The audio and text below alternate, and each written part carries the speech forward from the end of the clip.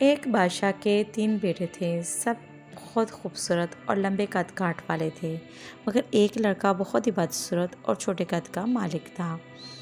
بادشاہ نے اپنے خوبصورت بیٹوں سے پیار کرتا، مگر چھوٹے قد والے بدصورت بیٹے کی طرف کوئی ہاتھ توجہ نہ دیتا۔ درباری بھی بادشاہ کی نگاہ کو پہچان کر بدصورت شہزادے سے دور رہتے۔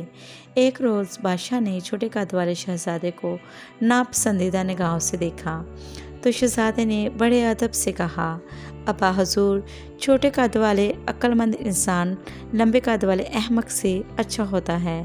مثلاً بھیڑ پاک جانور ہے اور ہاتھی ناپاک۔ عقل مند شہزادے نے یہ بھی کہا کہ عربی گھوڑا کمزور بھی ہو تو استبر کے سارے گدھوں سے اچھا ہوتا ہے۔ بس قد شہزادے کی باتیں سن کر بادشاہ حیران رہ گیا اور سارے درباری بھی اس کی تعریف کرنے لگے۔ ایک وزیر نے کہا، واقعی جب کوئی انسان بولتا ہے تو اس کی خوبیاں اور خامیاں ظاہر ہو جاتی ہیں۔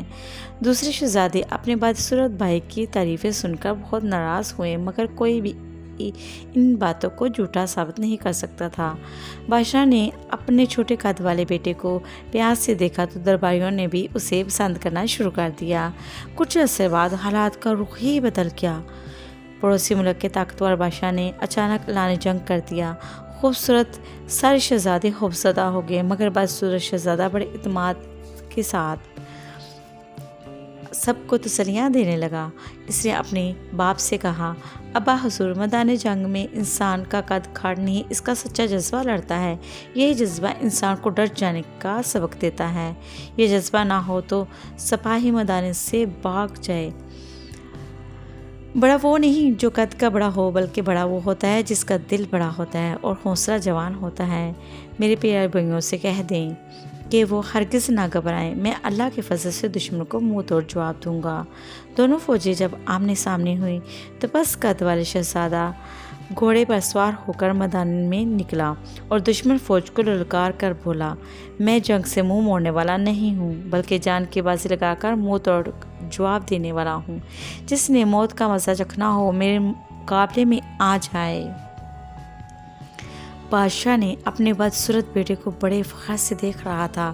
اس وقت بادشاہ کو اپنے یہ بیٹا تمام شہزادوں سے زیادہ پیارا لگا، کیونکہ باقی سارے شہزادے سہمے ہوئے تھے اور اپنے باپ سے اپنی حفاظت مانگ رہے تھے، جبکہ پس قد والا شہزادہ باپ کی حفاظت کرنے کے لیے دشمن کو للکار رہا تھا۔ دشمن فوج سے ایک پہلوان شہزادے کے مقابلے میں آیا تو شہزادے نے بڑی تیزی سے آگے بڑھ کر اس پر زبردست حملہ کیا اور دیکھتے دیکھتے دشمن کو مار گرایا۔ بادشاہ کے منہ سے بے اختیار نکلا، آفرین میرے بہادر بیٹے۔ اس طرح بہادر شہزادے نے دشمن فوج کے کئی لڑاکے قتل کر دیے۔ یہ دیکھ کر دشمن فوج نے عام حملے کا اعلان کر دیا اور تعداد میں دشمن فوج بہادر شہزادے کی فوج سے بہت زیادہ تھے۔ حملہ شروع ہوتے ہی سارے خوبصورت شہزادے میدان جنگ سے بھاگنے لگے۔ ان کی دیکھا دیکھی فوج کے پاؤں اکھڑ گئے۔ اس مشکل وقت میں پس قد شہزادہ میدان میں ڈٹ رہا۔ اس نے گرج کر اپنے بھائیوں کو غیرت دلائی، بزدلی نہ دکھاؤ، مردوں کی طرح بہادری سے لڑو، ورنہ عورتوں کا لباس پہننا پڑے گا۔ بادشاہ نے اپنی فوج اور بیٹوں کو آواز دی اور دشمن فوج پر پلٹ کر حملہ کیا۔ بہادر شہزادہ شیر کی طرح گرج رہا تھا، اس کی تلوار چمک رہی تھی۔ وہ جس دشمن پر وار کرتا اسے مار کر دم لیتا۔ چند گھنٹوں کی سخت لڑائی کے بعد دشمن کی فوج کو شکست ہو گئی۔ یہ فتح صرف اس بدصورت مگر بہادر شہزادے کی وجہ سے نصیب ہوئی تھی۔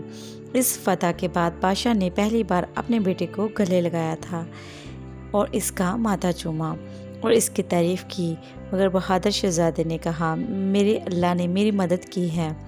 بادشاہ نے اپنے خوبصورت مگر بزدل شہزادوں کی طرف دیکھتے ہوئے کہا، پتلی ٹانگوں والا گھوڑا موٹے تازے بیل سے لاکھ درجے بہتر ہوتا ہے۔ بیل کیا، تم تو گدھوں سے بھی برتر ہو۔ عورتوں کی طرح بناؤ سنگار کرتے کرتے عورتوں کی عادتیں بھی اپنا لی ہیں۔ مردوں کا اصل حسن بہادری اور جواں مردی ہوتا ہے۔ پھر فتح کی خوشی میں بادشاہ نے بہت بڑا جشن منایا اور چھوٹے قد والے شہزادے کو ولی عہد قرار دیا۔ اس واقعے کے بعد اس کے بھائی اپنے پس قد بھائی سے جلنے لگے اور کہنے لگے، اس ٹھکنے کا کوئی بندوبست کرنا چاہیے۔ ایک بھائی نے کہا، میرے پاس ایک ترکیب آئی ہے، آج کے بعد ہم سب اس سے پیاری پیاری باتیں کریں گے، پھر ایک روز اس کی دعوت کر کے اس کو مار دیں گے۔ منصوبہ بندی کے مطابق سب بھائیوں نے اس کی دعوت کی اور اس کے کھانے میں زہر ملا دیا۔ ان کی ایک بہن نے ایسا کرتے ہوئے اپنے بھائیوں کو دیکھ لیا۔ جب ولی عہد کھانا کھانے لگا تو اس کی بہن نے اسے منع کر دیا کہ اس میں زہر ہے، ہنرمند مر جائیں اور نالائق زندہ رہیں، یہ تو بہت غلط بات ہے۔ یہ کہہ کر ولی عہد نے کھانا چھوڑ دیا۔ اس بات کی خبر بادشاہ کو ہوئی تو وہ جانتا تھا کہ بزدل شہزادے کوئی بری حرکت ضرور کریں گے، لیکن اپنے بھائی کی جان لینے کی کوشش کریں گے، اس کی اسے امید نہ تھی۔ بادشاہ نے شہزادوں کو بلایا، بڑی لان تان کی اور فیصلہ کیا۔ تمام شہزادوں کو ملک کے مختلف حصوں پر حکم مقرر کر کے شہر سے روانہ کر دیا۔ ایک روز بادشاہ نے بہادر شہزادے سے پوچھا، پیارے بیٹے، کیا تم جانتے ہو میں نے تمہارے بھائیوں کو مختلف جگہوں پر کیوں بھیجا ہے؟